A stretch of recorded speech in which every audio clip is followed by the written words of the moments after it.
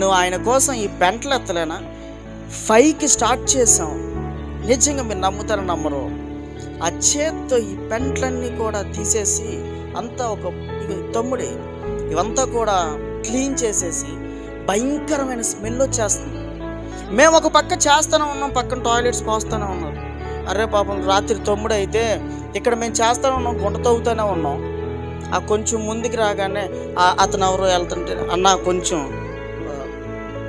అంటే ఆయన కొంచెం ముందుకు, అన్న ఇక్కడ కూడా కదన్న కొంచెం ముందు, ఎందుకులే అని చెప్పేసి వెళ్ళిపోయాయి.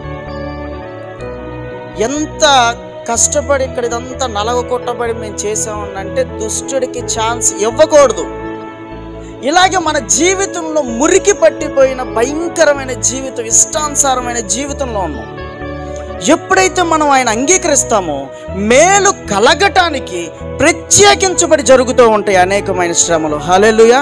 కానీ ఆ టైంలో నువ్వు రూపాంతరం చెందడానికి జరిగే శ్రమలు. హల్లెలూయా. ఇసుకొచ్చేసింది, చిరాకు వచ్చేసింది, దుష్టుడు వచ్చి అరే వద్దు ఆపేసాయి, అనేకమైన ప్రాంతాలకు తిరుగుతున్నావు, ఎయిర్పోర్ట్స్ అది ఇది ఇవన్నీ పట్టించుకోలా. నేను దేవుని కోసం పనిచేస్తున్నా. నా శ్రమ ఏదైనా ఉంది అని అంటే అది తండ్రి కోసమే అవ్వాలి, క్రీస్తు కొరకే అవ్వాలి. నా చావు అయితే బెస్ట్ అనిపించింది. స్టార్ట్ చేసేసో మొత్తం ఇదిగో ఈరోజు మీరు ఎలా కూర్చున్నారంటే కారణం ఒకళ్ళో త్యాగం. అలాగే మన పాపాలన్నీ కూడా కడగబడాలి అని అంటే ఒకళ్ళ త్యాగం, ఒక్కళ్ళు చేసిన త్యాగం.